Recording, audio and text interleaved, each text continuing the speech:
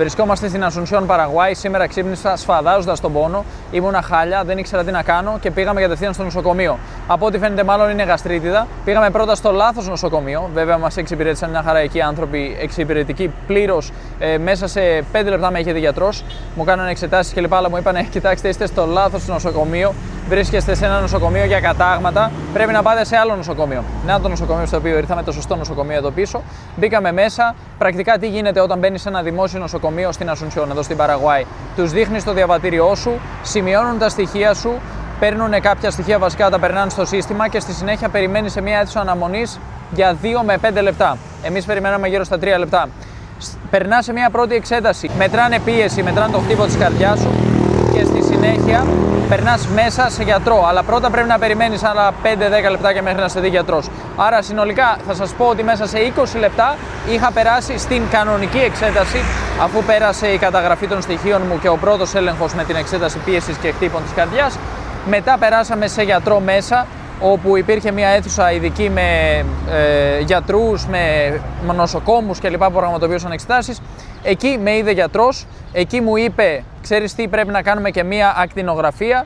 Πέρασα στη συνέχεια, έκανα ακτινογραφία και γυρίσαμε μετά στη γιατρό για να αποκλείσει πάνω ενδεχόμενο, έτσι, να αποκλείσει κυρίως σοβαρά ζητήματα. Ας πούμε, για παράδειγμα, είπε ότι μπορεί να υπάρχει κάπου, λέμε τώρα, χτύπα ξύλο, μια τρύπα κάπου και να χάνει αέρα στο στομάχι, στο έντερο, δεν είμαι σίγουρος. Ήθελα να το αποκλείσουν αυτό. Κάναμε μία ακτινογραφία. Αυτή εδώ είναι η ακτινογραφία, βρίσκεται σε CD, την έχω πάρει μαζί μου.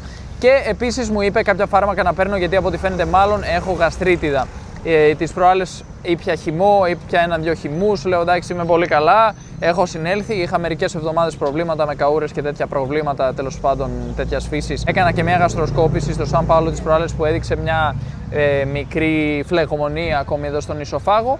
Από ό,τι φαίνεται, εγώ πήρα λίγο τα πάνω μου, είδα ότι συνέρχομαι, πήγα ήπια τους χυμούς μου και τα όξινα τέλος πάντων που ήπια και ένα καφέ χθες και κύλησα πάλι. Οπότε τώρα μου είπαν: θα παίρνεις κάποια φάρμακα κάθε μέρα, 2 φορές την ημέρα. Ένα φάρμακο, δεν θυμάμαι πώς λέγεται, κάπου εδώ είναι γραμμένο κιόλας, Ομεπραζόλ, 20 μιλιγκράμμ, θα πρέπει να παίρνω 2 φορές την ημέρα για 1 μήνα, κάθε 12 ώρες, 30 λεπτά πριν φάω.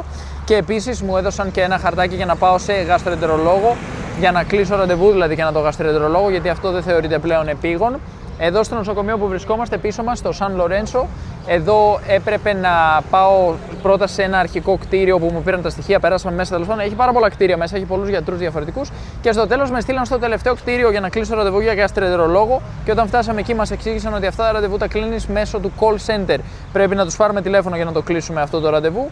Δεν πειράζει, σε κάθε περίπτωση. Εμείς ούτως ή άλλως δεν θα πάμε τώρα άμεσα, θα πάμε την επόμενη εβδομάδα, σε λίγες μέρες. Θέλω να δω πώς θα πάει με τα φάρμακα που θα αρχίσω να παίρνω τώρα και θα εξηγήσουμε μετά στο γαστροεντερολόγο πώς έχουν πάει τα πράγματα, πώς έχει εξελιχθεί η κατάσταση, για να δούμε αν θα πρέπει να γίνει κάποια αλλαγή. Να πούμε ότι έχουμε μείνει εντυπωσιασμένοι από το δημόσιο σύστημα υγείας της Παραγουάης. Υπήρχαν πάρα πολλοί γιατροί μέσα, πολλοί νέοι, πάρα πολλοί νοσοκόμοι ταυτόχρονα ευγενέστατοι όσον αφορά τους χρόνους αναμονής. Στο πρώτο νοσοκομείο έδωσα το διαβατήριό μου, σημείωσαν τα στοιχεία μου και μέσα σε 3 λεπτά μου είχαν ήδη πάρει πίεση, χτύπους καρδιάς κλπ.